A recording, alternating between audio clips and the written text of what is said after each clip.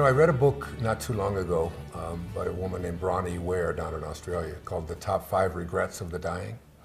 And she was a hospice nurse who worked with the dying people and talked to them. And the number one regret that people had, people who were dying, who knew that they were crossing over and making their transition, the top regret was I wish I'd have had the courage to live the life that I knew I was destined to live. In other words, that I had a purpose, that I knew that there was something greater that I came here to do, that I signed up for something other than just to fit in and to go along and to follow somebody else's rules. And most of us are not, don't allow ourselves the freedom to listen to those internal callings, those things that we all feel are just so important to us. I can give you two examples of the two most significant moments in my life that I can think of, other than the birth of my children and all those wonderful things that took place. But I went to my father's grave in 1974, a man that I just hated. I was filled with rage and antipathy and anger towards. And I was called to go there at the age of 34. And I went there because I was just angry. I wanted to make a connection. I just couldn't believe that this man, he'd been dead for 10 years and I had just found out. And I stood on his grave for the longest time just cursing and being angry. And I went back to my car. It was down in Biloxi, Mississippi. And I got into the rental car to drive back to New Orleans, and then I was going to fly back up to New York because I was a professor at St. John's University in New York City. I was been thinking about wanting to write and all of that, but nothing was going right for me at that time. I was out of shape, things weren't working well, I was drinking, I had been doing drugs, I was in a bad relationship. My whole life was just not on the kind of path that it is on today. And I got back in the car to go, and I felt I'd finally done that, and I had a calling. I was called back by some invisible intelligence, some burning desire, something that we call light, something that we call the impersonal part of us that is always directing us, and it's always directing you as well. You're listening to it sometimes. Most of the time we ignore it in the name of fitting in or doing when I don't have time, or I'm too old, or I'm too fat, or I'm too skinny, or I'm too white, or I'm too black, or I'm too poor, and endless we go with all of the reasons why we can't fulfill a destiny that we know is ours, that we signed up for, that we're here for in this infinite universe, that who we are is not this physical body that we're in that is here for a moment and gone. Who we are is this infinite intelligence, and we forget that. The same intelligence that created this infinite universe that never ends is you. You manifested in this infinite, divine, organizing intelligence. You're a part of all of it.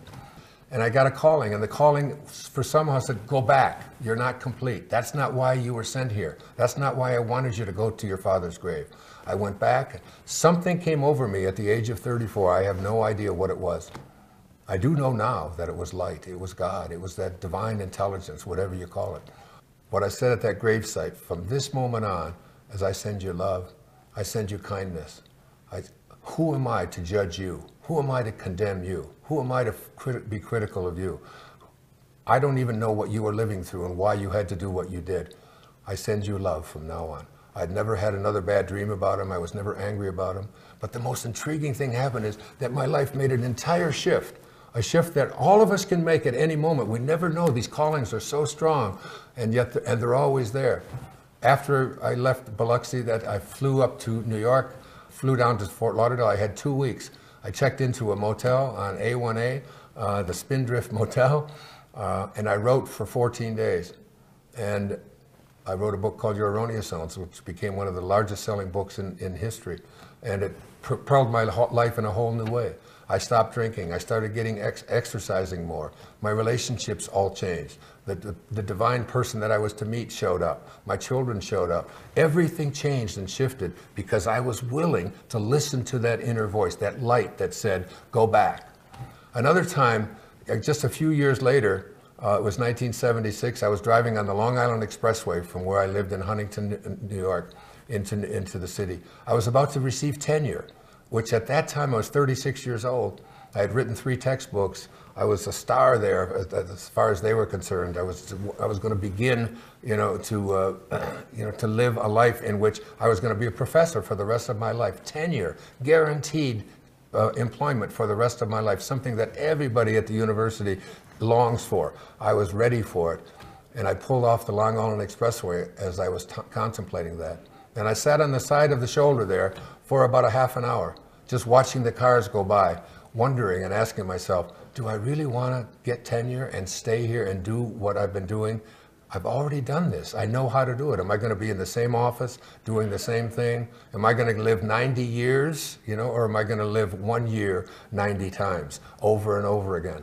And I decided that I just couldn't do it. And I just felt, this amazing moment came over of freedom. It was like it just was lifted off to me. And I got back on the freeway, got off at the exit at Grand Central and Utopia Parkway, parked my car right outside Marillac Hall, went up to the second floor, went into the dean's office, Dean Sarah Fassenmeyer, and I told her, I've written this book, and it's now just been published. It's called Your Erroneous Zones, that I wrote also as a result of another calling.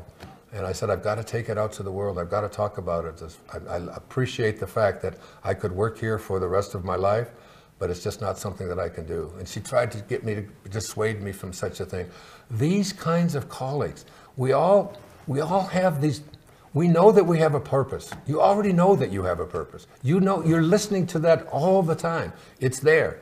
The idea that you can't do it or that you shouldn't do it or that my whole life has been impacted by listening and being willing to understand that. And there's a quote that I talk about at the seminar that'll be a part of this course and it goes like this. It's from William Blake. He said, if the doors of perception were cleansed, everything would appear to man as it is, infinite. For man has closed himself up till he sees all things through narrow chinks of his cavern, by William Blake. We would begin to see, I don't know if you've ever heard of a group called The Doors, by Jim Morrison, a rock group. They took the name from that essay that Aldous Huxley wrote called The Doors of Perception. There are things that are known, and there are things that are unknown. And in between are the doors. And even Jesus said, I am the door. That is, the internal I amness within God is the door that you can open and discover so many new things. And another one of the principles that I talk about is this, that a lot of people have difficulty understanding. It says the laws of the material world do not apply in the presence of the God realized. I was on the Tonight Show in Australia a few years back, and the woman asked me the question, what is your purpose? What are you here for? What do you want to do? And I said, I'd like to understand God realization. I'd like to be able to understand and live from that place where God is within me and I know it. And in this course, we've created 4 meditations.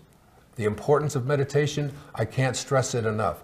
You have to go to the silence. You have to go to the place within that can't be divided. Think about it. Silence is the only place where you can go that you can't divide it. You cut it up and you still got more silence and more silence. And it is in that silence, in that meditation. And I deliver some really very, very powerful meditations with some readings that when you understand them, you'll understand that the laws of the material world do not apply in the presence of the God realized. Once you're in that state of God realization, you'll understand things like your intuition. That is that inner calling that says, go this way instead of that way.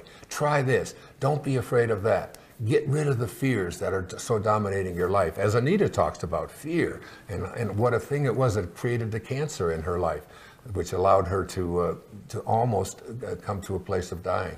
You'll discover things like synchronicity, that you have a thought and all of a sudden what you place your attention on begins to manifest and arrive in your life. You'll discover that those thoughts are not just things that just are happenstance. There's no happenstance in this entire universe. It's all held together by a divine light.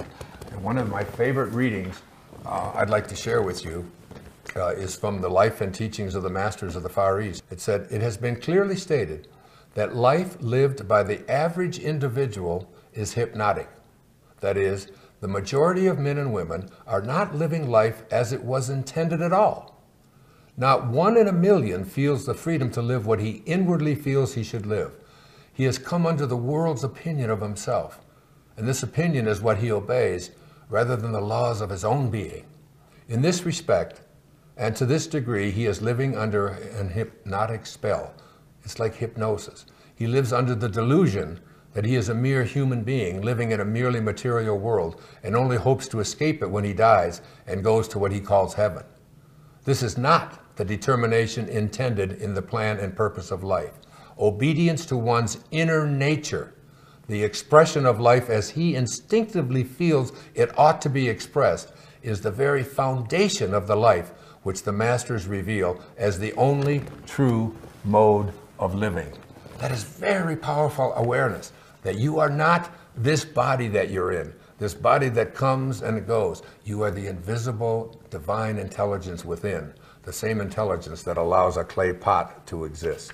And finally, from the Masters of the Far East, the second volume, the moment you become free from the belief that you are mere human beings, subject to human laws of life and death and the limitations which human beings have imposed, that moment you will see that you are free from all human limitations and may become sons of God, if you will.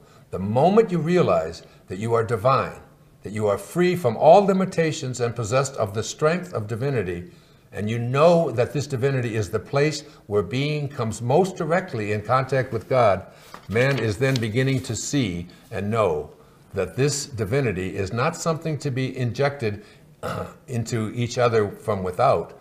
He is beginning to know that it is the very life of each and every person, your essence, the light within you.